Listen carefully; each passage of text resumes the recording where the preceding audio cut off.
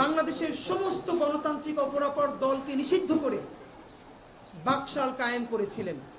সুতরাং সেই দিনে আজকে আমরা কথা বলছি, আর সেই বাকশালের মধ্য দিয়ে আজকে যে সংবিধান আমরা সংবিধান করি, সেই সংবিধানকে চূড়ান্তভাবে অপাঙ্ক্তেয় করা হয়েছিল সেই বাকশালের মধ্য দিয়ে।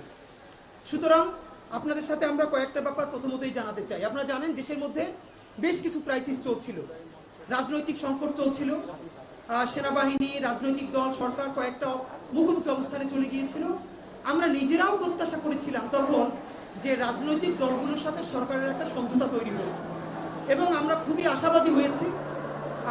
প্রধান উপদেষ্টা ডক্টর ইউনূস সাহেব তারেক রহমান সাহেবের সাথে সাক্ষাৎ করেছেন এবং একটা দীর্ঘ মিটিং তাদের হয়েছে। উভয় পক্ষ বলেছেন তাদের একটা ভালো মিটিং হয়েছে, তারা একটা ভালো অ্যাটিটিউড নিয়ে হাস্যোজ্জ্বল বডি ল্যাঙ্গুয়েজে সেখান থেকে বের হয়েছেন।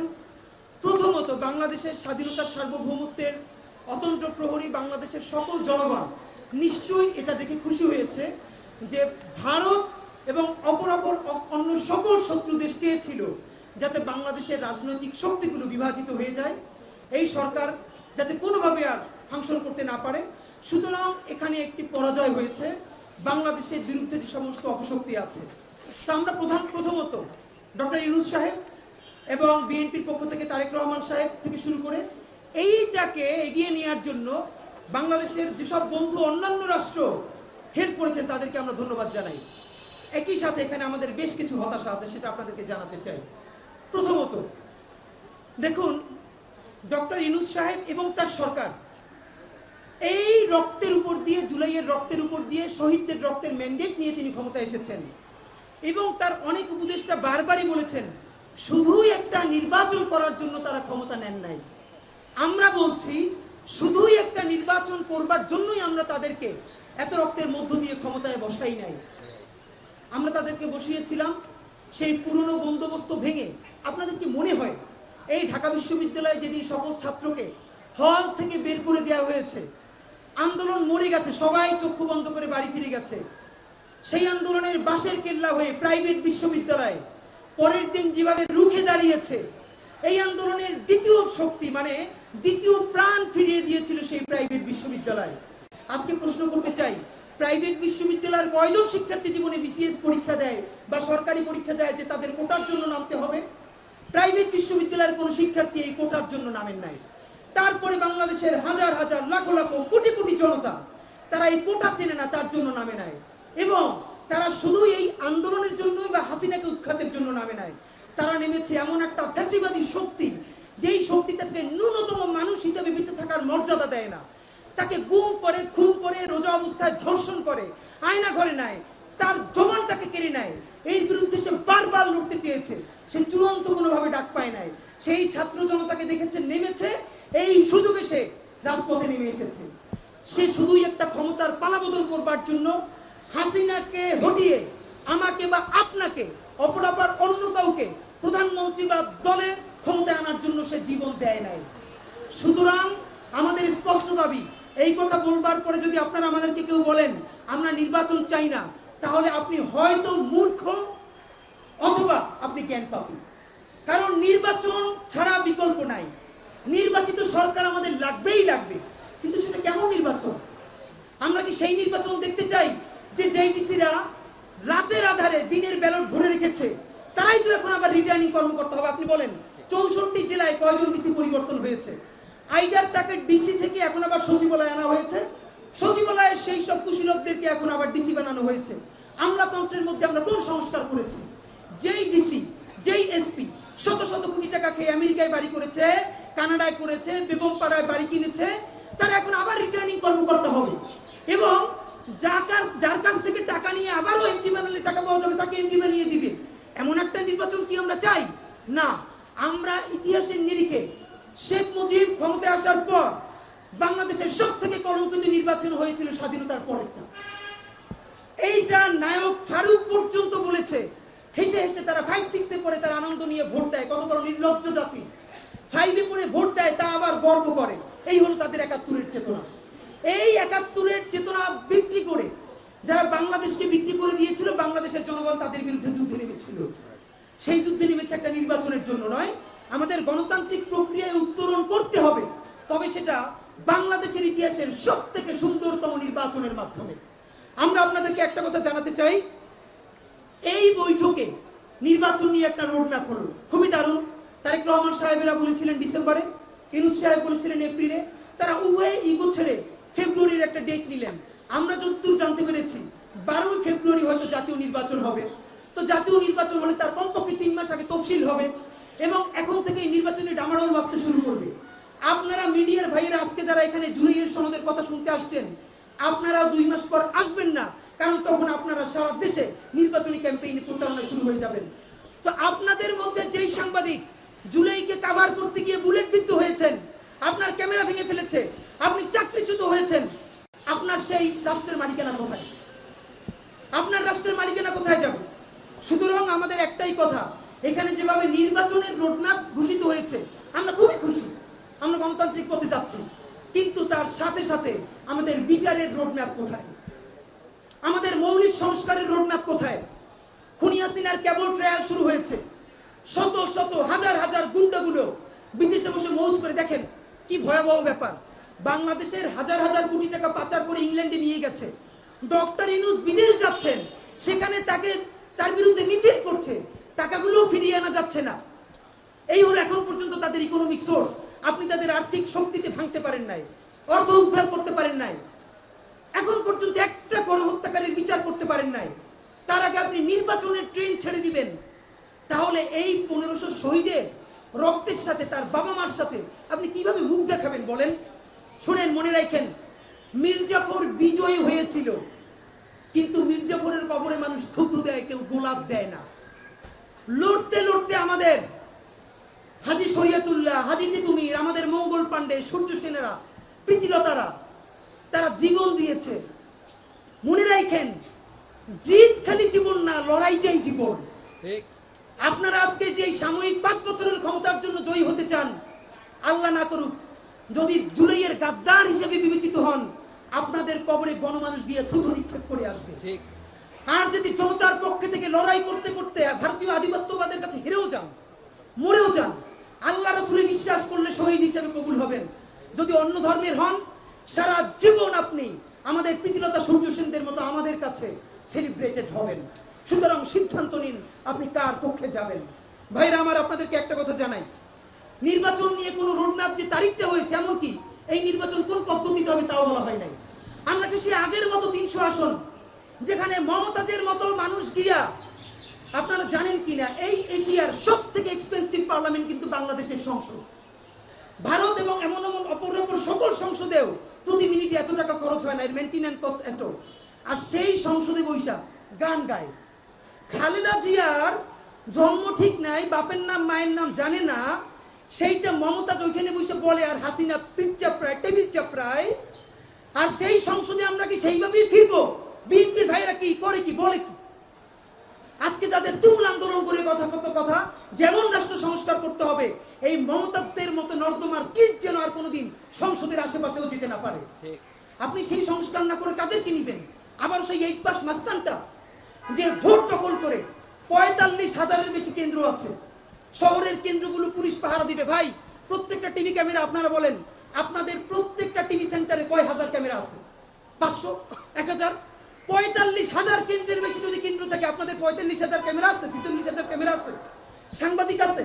শহরে দেখানো যাবে আর্মিরা পাহারা দিচ্ছে, সেই গ্রামের যে কেন্দ্রটা যেখানে শহর থেকে যাইতে লাগে 2.5-3 ঘন্টা, সেই কেন্দ্র তো দখল হয়ে যাবে, আর্মি থাকবে না, পুলিশের তো কোনো সাহসই নাই, পুলিশ তো ফাংশনই করে না, সেই সব কেন্দ্র দখল হয়ে যাবে। ভোট দিতে যাবে কে বলেন? কে ভোট দিবে? আপনাদেরকে একটা কথা জানাই। দ্বিতীয়ত, সংরক্ষিত নারী আসন নিয়ে একটা কথা হয়েছে, আমাদের স্পষ্ট মতামত দিয়ে দেই। এনসিপি বলছে 100 আসন করবার জন্য, এবং এই নারী আসনকে সরাসরি যাতে নারীরাই ভোট, মানে তাদেরকে একজন নারীকে 3টে সংসদীয় এলাকা দেয়া, এর মানে তারা সরাসরি জনগণের ভোটে নির্বাচিত হবে। এটার একটা ভালো দিক আছে। মানে হলো, আপাতত নারীরা যেভাবে সংরক্ষিত আসনে মনোনয়ন পায়, তাতে তার নিজের কোনো কোয়ালিটি লাগে না, নিজের দলের কারো সে সেবাদাস হয়, বেশি চাটুকারিতে যে বেশি করতে পারবে তার স্বীকৃতি স্বরূপ তাকে একটা কোটা দিয়ে দেয়, সংসদে গিয়ে গান গায়। এটা তো আর হতে দেওয়া যায় না। এর মানে হলো কি, যেই সংরক্ষিত নারী আসনে যিনি যাবে তার জনতার সাথে সরাসরি একটা সম্পৃক্ততা তৈরি হোক। কিন্তু একটা কথা এখানে, বিএনপি এটা চায় না, তারা বলে আগের মতোই এনসিপি বলে না, তাদের একসঙ্গে সরাসরি ভোট দেওয়া, কিন্তু দুটোর মধ্যে দুটো ক্রাইসিস আছে। বিএনপি যেটা বলে সেটা তো পুরনো বন্দোবস্ত হতেই পারে না। এনসিপি যেটা বলেছে খেয়াল করে দেখেন, তাহলে 300 আসন যদি সংরক্ষিত নারী সদস্য হয় 100, তাহলে একজন নারীর এগেইনস্টে 3টা কনস্টিটিউয়েন্সি পড়বে। তাহলে বলেন তো, কোন নারীর পক্ষে নির্বাচনের সময় 3টা আসনে ক্যাম্পেইন চালানো কি সম্ভব? মানে আমরা যারা পুরুষ নির্বাচন করে তারাই তো সে তার পুরো একটা নির্বাচনী আসন কভার করতে পারে না, তাহলে নারী কিভাবে 3টা আসন সে ক্যাম্পেইন করবে? এটা তো নারীকে ভালোবেসে তার উপরে আরো একটা জুলুম হয়ে গেল। এই দুইটার মধ্যবর্তী আপনাদের মাধ্যমে একটা প্রস্তাবনা আমরা দিতে চাই। প্রস্তাবনাটা হলো, বাংলাদেশের যত রাজনৈতিক দল এই নির্বাচনে যত ভোট পাবে, নির্বাচন কমিশনের কাছে হিসাব থাকে কত পুরুষ ভোটার কত নারী ভোটার। ভোটের শেষে নির্বাচন কমিশন ঘোষণা করবে যে এই নির্বাচনে বিএনপি নারী ভোটারদের 40% পেয়েছে, জামাত 20% পেয়েছে, এনসিপি 10% পেয়েছে। এর মানে পুরো জাতীয় নির্বাচনে নারী ভোটারদের সংখ্যা যেই দল যত পাবে তার অনুপাতে সে সংসদে দাঁড়িয়ে আসন পাবে। তাহলে লাভ হবে দুইটা। একে হলো, তখন নারী নিজে তার একটা এজেন্সিশিপ তৈরি হবে। ও, আমি যে ভোটটা দিচ্ছি এটার একটা স্পেশাল দাম আছে, কারণ নারীদের ভোটের উপরে নির্ভর করবে প্রত্যেকটা রাজনৈতিক দল সংসদে কতগুলো নারী আসন পাবে। নাম্বার 1। নাম্বার 2, এই যে আমরা অনেকের ব্যাপারে ইসলামী দলগুলোর ব্যাপারে বলি কি, তারা নারীদের কাছে যায় না, নারীদেরকে গুরুত্ব দেয় না, কিন্তু বাংলাদেশের রাজনীতিতে নারীকে তো সামনে লাগবে। Very good. এই পলিটিক্সটাই যদি আমরা সবাই মিলে করতে পারি যে প্রতিটা দল যত পার্সেন্ট নারীর ভোট পাবে সেই ভোটের অনুপাতে সে সংরক্ষিত আসন পাবে মহিলাদের, তাহলে দেখবেন আগামীকালকে সুরসুর করে জামাতে ইসলামী, ইসলামী আন্দোলন, খেলাফত মজলিস, অপরাপর সকল ইসলামী দলগুলো নারীদেরকে নিয়ে রাজনীতি করতে বাধ্য হবে এবং নারীদেরকে স্টেক দিতে বাধ্য হবে। সুতরাং আমরা এটা আপনাদেরকে বলে রাখলাম। ফাইনালি আপনাদের সাথে আমরা যেটা বলতে চাই, যদি এবং আমরা বলেছিলাম যে একটা উচ্চ কক্ষ হবে, নিম্ন কক্ষ হবে। নিম্ন কক্ষে সাধারণ ভোট হবে, উচ্চ কক্ষে একটা আনুপাতিক হারে হোক, যেভাবে হোক আপনারা ঠিক করেন। তো যদি কোনো উচ্চ কক্ষ না হয়, আগের মতো 300 সংসদে ভোট হয়ে যায়, সেই পাড়ার মাস্তানটা যারা দেখলে মানুষ ভয় পায় সে আবার সাংসদ হয়ে সংসদ সদস্য হয়ে এলাকায় ফিরে যায়, তাহলে এই অভ্যুত্থানের দামটা কি আমারে বলেন? এবং বাংলাদেশের বড় রাজনৈতিক দলগুলো, বিশেষ করে বিএনপির কিছু ভাইয়েরা, ডিজাইন, এলিগেন্স, বিউটি, সেরা পণ্য সবার জন্য জেভিকো। তারা বিএনপির না শহীদ জিয়ার বিএনপি করে, না তারা খালেদা জিয়ার বিএনপি করে, তারা ভারতের বিএনপি করতে চায়। তারা ঘুরে ফিরে সেই পুরনো বন্দোবস্তের উপরে থাকতে চায়। আপনাদেরকে একটা কথা মনে করাই যায়, আমাদেরকে বিএনপি শত্রু হিসেবে চিহ্নিত করতে চায়। বাংলাদেশ প্রশ্নে বিএনপি যতখানি বাংলাদেশের, আমরা ততখানি বিএনপির পক্ষে। আমাদের চেয়ে আমরা বিএনপির মাখন খাই না, না খেয়ে আমরা বিএনপিকে ভালোবেসে সমালোচনা করি, বিনিময়ে বিএনপি শুধরাইছে কিনা দুইটা প্রমাণ বলি। আপনাদের সামনে বসে দুদু ভাইয়ের সমালোচনা করেছি, বিএনপি তাকে শোকজ করেছে না? এরকম অনেকগুলো ঘটনা আছে, ভালোবেসে সমালোচনা করেছি এবং তারা সূত্র নিয়েছে। প্রেসার গ্রুপ হিসেবে তো এটাই আমাদের দায়িত্ব। আপনারা কি চান, প্রেসার গ্রুপ ইয়া হিসেবে রাত্রিরে আপনাদের কাছ থেকে খাম নিয়ে আসবো আর এখানে সংবাদ সম্মেলনে এসে চুমু খাবো? তাহলে আমরা কি সেই প্রেসার গ্রুপ? আপনাদের কাছে স্পষ্ট বলতে চাই, এই নির্বাচনে ভোটার কারা আপনারা সাংবাদিক বন্ধুরা ভালো করে জানার কথা।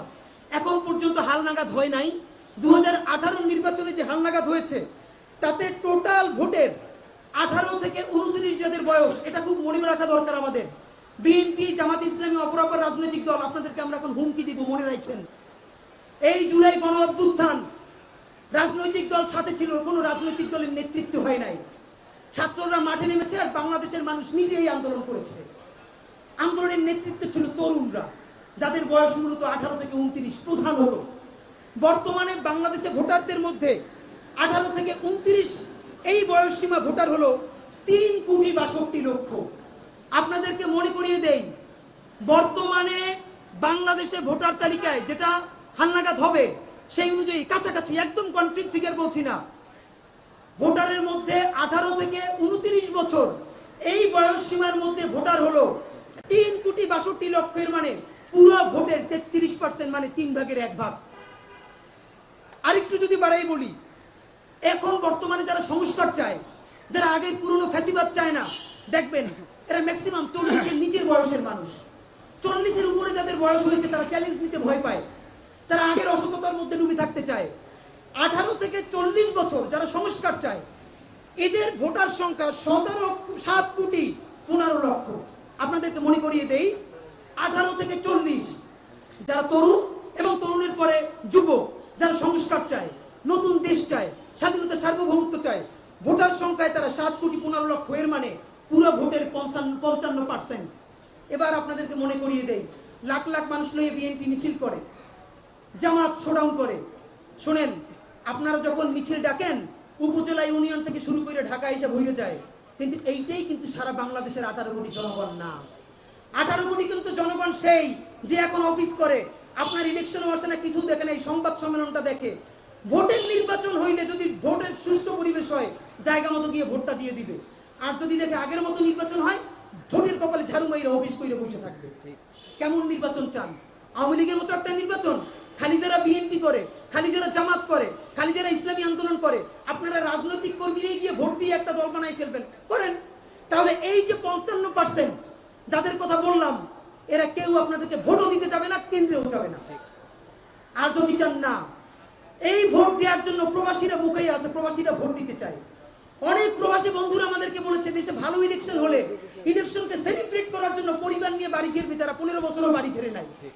সেরকম উদযাপনের নির্বাচন যদি করতে চান, তাহলে এই সকল মানুষকে নিতে হবে। তাহলে কি করতে হবে? সেই নির্বাচনের আগে আপনাকে নির্বাচনের রোডম্যাপ ঠিক করতে হবে। পুলিশ, আর্মি, তারা প্রত্যেকটা কেন্দ্র সঠিকভাবে পাহারা দিতে পারবে কিনা। কেউ ভোট দিতে গেলে তার ভোটটা চেক করে কোন মার্কা দিচ্ছে সেটা নিশ্চিত করতে পারবে কিনা। সুতরাং নির্বাচনের সংস্কার করতে হবে। অনেকে বলে বর্তমান নির্বাচন কমিশন সরাই ফেলেন। শুধু কমিশন সরাই ফেললে কিছু হবে না, আমূল পরিবর্তন করতে হবে। এই কথা বলে আপনাদেরকে শুধু মনে করাই দিলাম, যদি নির্বাচন কোন ধরনের বিচার এবং মৌলিক সংস্কার ছাড়াই নির্বাচন করা হয়, এবং ডক্টর ইউনূস সাহেব যদি সেই নির্বাচনকালীন সরকারের দায়িত্ব পালন করেন, তাকে বলা হয়েছে বিএনপি তাকে সরকারে আসলে তাকে হয়তো রাষ্ট্রপতি বানাবেন। আমরা অ্যাপ্রিসিয়েট করি। ডক্টর ইউনূসের মতো একটা অ্যাসেট বাংলাদেশের পক্ষে কাজ করুক, এটা সবার জন্য সম্মাননা। কিন্তু সেটা যদি নির্বাচনের আগে বিচার না করে, নির্বাচনের আগে যদি সংস্কার, মৌলিক সংস্কার না করে আপনি বিএনপির সাথে এই কথা বলে তাদের সাথে যোগ দিয়ে নির্বাচনকালীন দায়িত্ব পালন করেন, যেভাবে মাথার তাজ বানিয়ে রেখেছিলাম, আমরাই আপনাকে ইতিহাসের শ্রেষ্ঠতম গাদ্দার ঘোষণা করব। মনে রাখেন, আপনার জীবনে কোনো কিছুর প্রাপ্তির অভাব নাই। তরুণদের কাছ থেকে, শহীদদের মায়েদের কাছ থেকে, শহীদদের সন্তানের কাছ থেকে জুলাইয়ের গাদ্দার হিসেবে বিবেচিত হয়ে কবরে যাইয়েন না।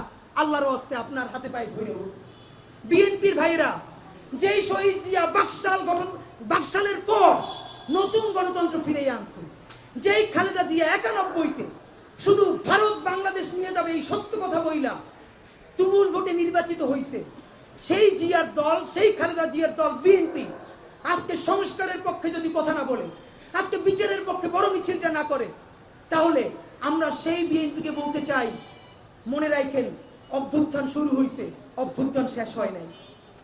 দায়িত্ব নিয়ে বলি, ছোট মানুষ হিসাবে বেঁচে থাকবো কিনা জানি না, যদি বিচার না করে, মৌলিক সংস্কার না করে নির্বাচন করে ফেলা হয়, মনে রাখেন আগামী 3 বছর, 5 বছর বা 10 বছর, সামটাইম, যে কোনো একটা সময় দেশে চূড়ান্ত একটা গণ অভ্যুত্থান হবে।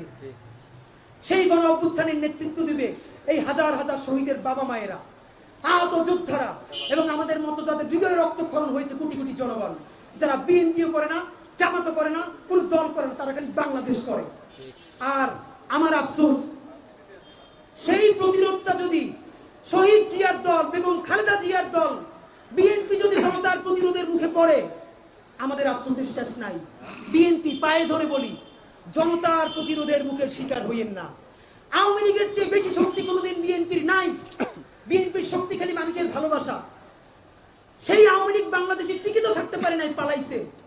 আজকে যদি সেই আওয়ামী লীগকে পুনর্বাসন করে ভারতের প্রেসক্রিপশনে আর একটা ছোট বিএনপি, আর একটা ছোট আওয়ামী লীগ হয়ে ওঠে, স্বেচ্ছাসেবক দল এর কোন নেতা যদি একজন 14 বছরের কিশোরীকে বিয়ে করতে না দেওয়ার কারণে যদি তার বাবা মা অথবা তার আত্মীয়কে হত্যা করার সাহস পায়, সেই বিএনপিকেও প্রতিরোধ করতে যদি আমাদের জীবন যায়, আমরা পিছপা হব না ইনশাআল্লাহ।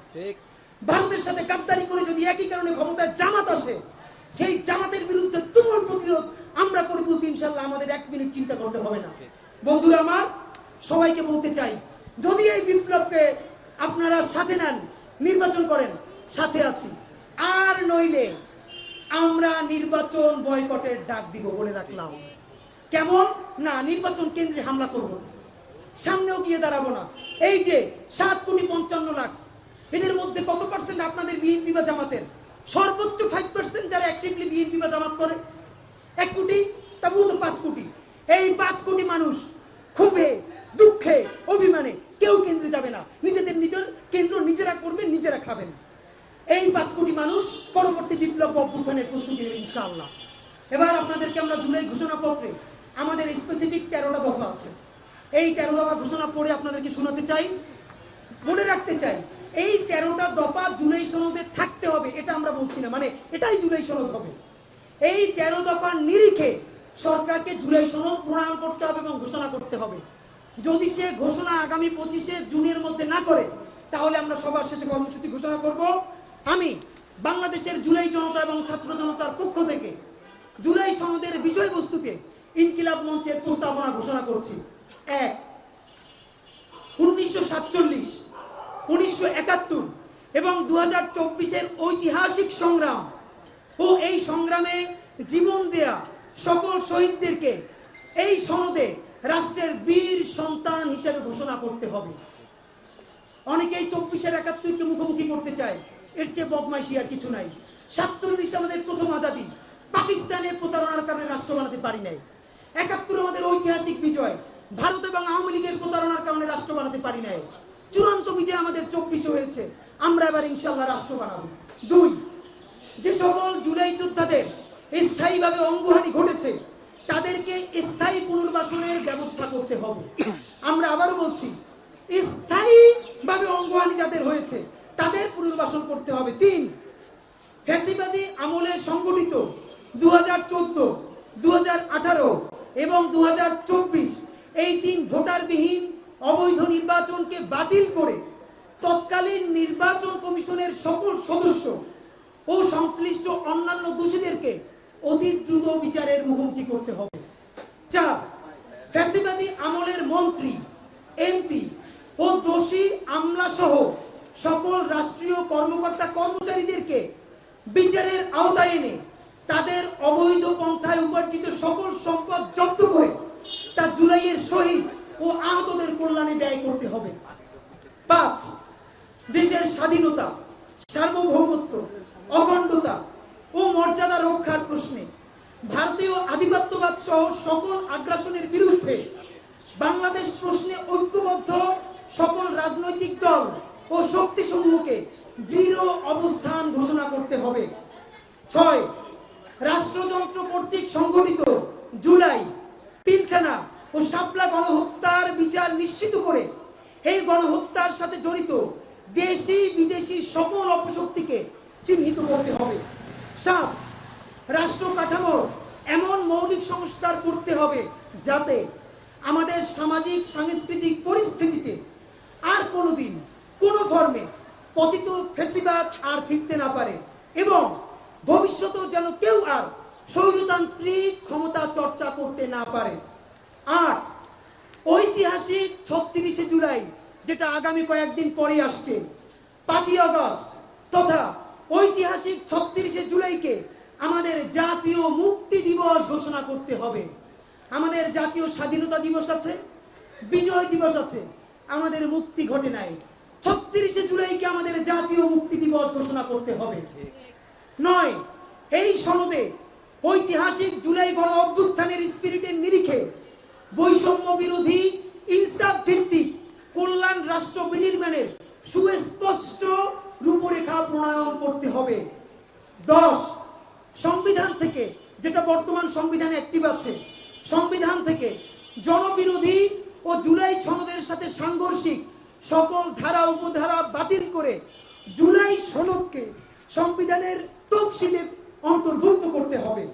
11, ঐতিহাসিক জুলাই গণ অভ্যুত্থানে অংশগ্রহণকারী সকল দল, মত এবং লিঙ্গের ন্যায্য শরিকানা নিশ্চিত করতে হবে, যেখানে বলা হবে আমরা বাংলাদেশের জনগণ এই ঐতিহাসিক গণ অভ্যুত্থান সম্পন্ন করেছি, আমরা বৈষম্য বিরোধী করেছি, আমরা এনসিপি করেছি, আমরা বিএনপি করেছি, আমরা জামাত করেছি। আপনাদের কাছে পায়ে ধরে মাপ চাই, এইখান থেকে বের হয়ে আসেন। অভ্যুত্থানের মালিকানা বাংলাদেশের 18 কোটি জনগণকে দিয়ে দেন। অভ্যুত্থানের ইশতেহারের প্রতি পাতায় পাতায় প্রতি ধারায় লেখা থাকবে আমরা বাংলাদেশের জনগণ, আমরা বাংলাদেশের জনগণ এই ঐতিহাসিক গণ অভ্যুত্থান সম্পন্ন করেছি। 12, এটা ছোট কিন্তু এটাই সবচেয়ে গুরুত্বপূর্ণ। বাংলাদেশের সংবিধানের বর্তমানে এমন ভাষা, পিএইচডি কইরাও অনেকের অর্থ উদ্ধার করতে জান বের হয়ে যায়। এইটা জনগণের সংবিধান হয় নাই। আমেরিকার সংবিধান পড়েন, পাতলা ছোট, ট্যাক্সি ড্রাইভারও করতে পারে। সুতরাং যেই গণ অভ্যুত্থান রিকশাওয়ালা করেছে, ভ্যানওয়ালা করেছে, সবজিওয়ালা করেছে, সেই অভ্যুত্থানের সনদ তাকেও করে বুঝতে পারতে হবে। আমাদের দাবি জুলাই সনদের ভাষাগত দুর্বোধ্যতা পরিহার করে আপামর জনসাধারণের জন্য তা সহজ ও সাবলীলভাবে উপস্থাপন করতে হবে। এবং সর্বশেষ 13 নম্বর দফা, জুলাই সনদ চূড়ান্ত করার পূর্বে জনগণের মতামতের জন্য তা ওয়েবসাইটে প্রকাশ করতে হবে। এই 13 দফার সময় আগামী 9 দিন।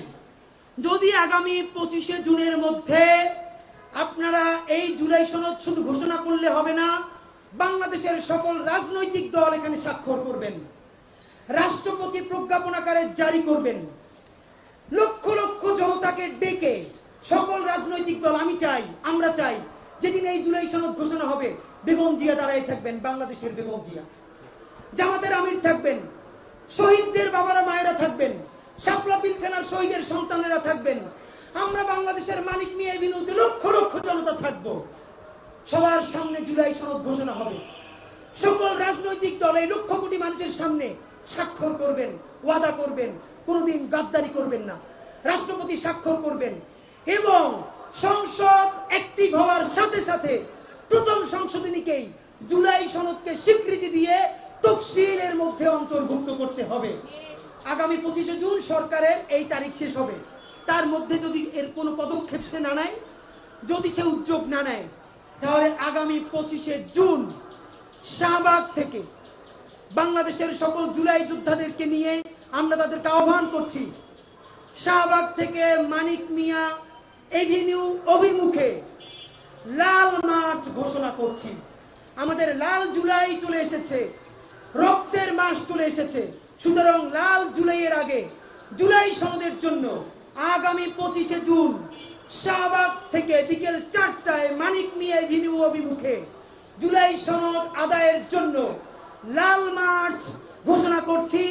বাংলাদেশের সকল স্বাধীনতা সার্বভৌমত্বের পক্ষের শক্তিকে আমাদের লাল মার্চে অংশগ্রহণ করে জুলাই সনদ আদায়ের আহ্বান জানাচ্ছি। বাংলাদেশ জিন্দাবাদ, ইনকিলাব জিন্দাবাদ।